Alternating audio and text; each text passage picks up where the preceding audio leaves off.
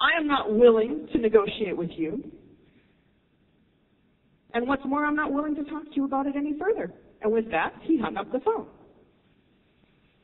And all I could do was go, I couldn't believe that a lawyer behaved this way. Like, in my universe, lawyers don't do that. I know there are jokes about lawyers, but the lawyers I knew were decent people. And so I sent him a letter. Mr. Smith, this is my offer to you to withdraw, no cost to either party. He didn't respond. The Friday before trial, I sent him another letter. This is my final offer to withdraw, no cost to either party. You have until 12 noon on the 10th of April to accept the offer or not. So the 10th of April came, and noon came and went. 4 o'clock in the afternoon, I get a fax from Murray Smith. Dear Ms. Goodwin, we're willing to settle out of court if you will retract anything you've posted to the internet about my client, and if you will remove any references you've made to him online, we will not only drop our counterclaim, but we'll drop the $3.8 million defamation suit. And I looked at that, and my sister, who helped me with the case, she and I were both working on cases at the same time. We helped each other with our cases. We read that, and we killed ourselves laughing and said, no way, we're going to trial. So the next morning, we walked into the courtroom, and Andre Muran and Murray Smith were late.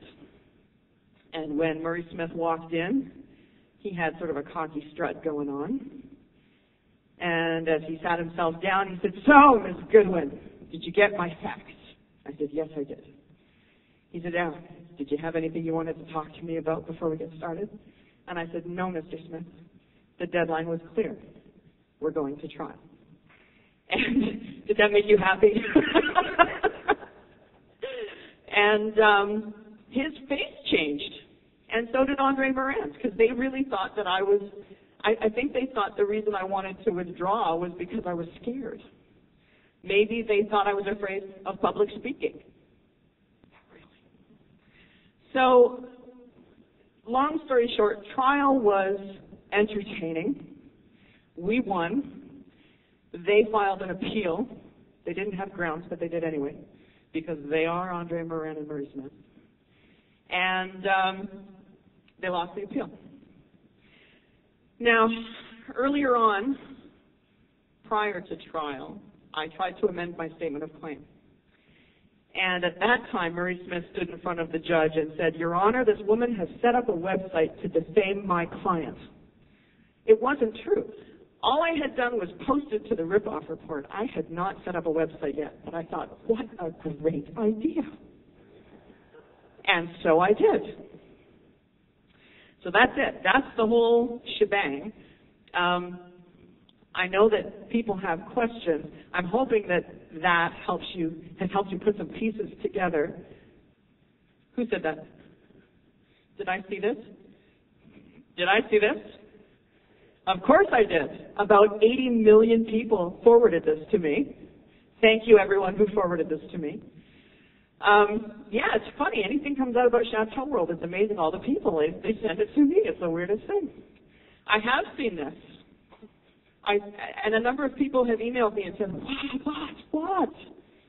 What do you want me to tell you? What am I looking at? This is an email that was sent out by Chateau World on the 18th. That's yesterday, right? I can't keep track of dates. It says, Chateau World of Resorts, dear member, we are pleased to announce that Chateau World of Resorts and U.S.-based resort acquisition company, sounds official, doesn't it? I know they don't exist. It's frightening. No, they don't. See, everybody's Googled them. Who would name a company resort acquisition company? It's Andre Muran's accent. You can hear it. No, there are several problems with this email. What they're claiming here is that, well, I'll just read it to you because that's the best way to do it. We're pleased to announce that Chateau World of Resorts and U.S.-based resort acquisition company have reached an agreement to assist the clubs with facilitation of new foam resorts without any need of additional investment from members. I'm sure it made sense in the mind of the guy that wrote it. Our club's ability to provide steady flow of members, reservations, and bookings was very well received, as it would directly affect resort acquisition companies' decision to expand into Canadian resorts marketplace. Through the process of negotiations, the discussions between the companies were asked to provide certain statistics regarding travel patterns of our members, blah, blah, blah. Basically, they're telling you that they have worked out something with some company in the States. You don't have to invest anything else. I know. It's very convincing. We don't have any reason not to trust them. I've received a number of emails about this. Thank you. Who signed it? Member Services, I believe. Chateau World Member Services. Perhaps not the sharpest crayon in the box. Perhaps that was who that was. Here's the thing about that email. They're claiming, number one, that they are working through the Banff Mountain Lodge and Spa.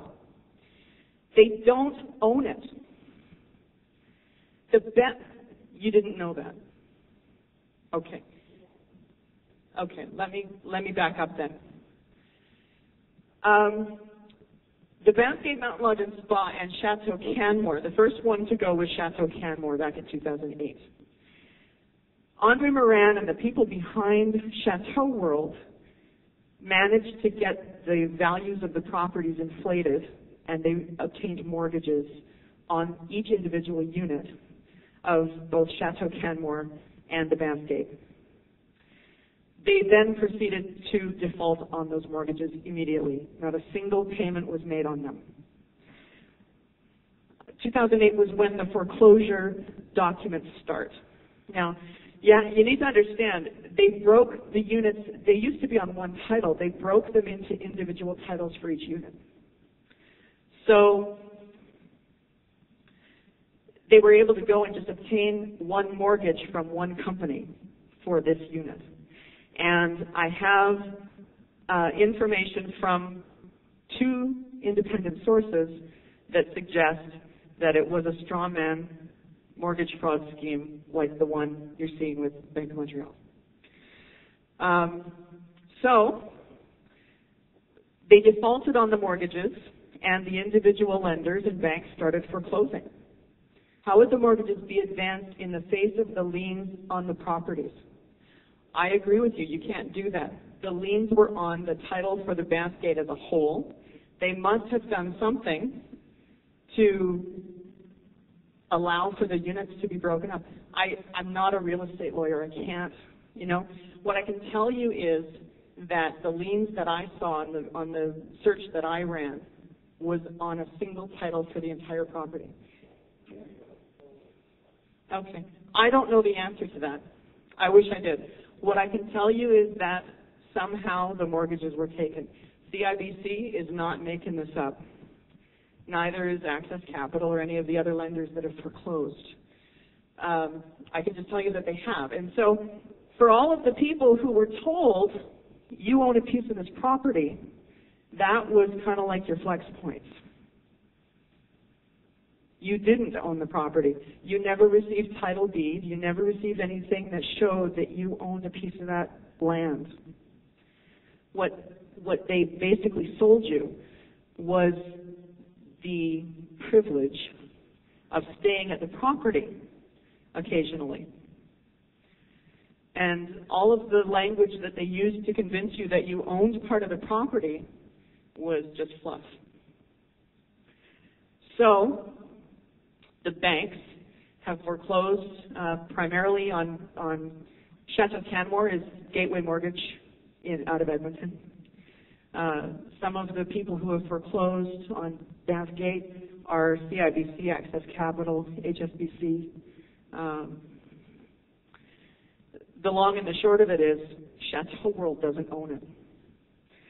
So in that email, sorry, let me just finish that. I'll come right back to you. in that email where they said, you know, we're working with the Banff Mountain Lodge and Spa, they can't. They don't own it. And the people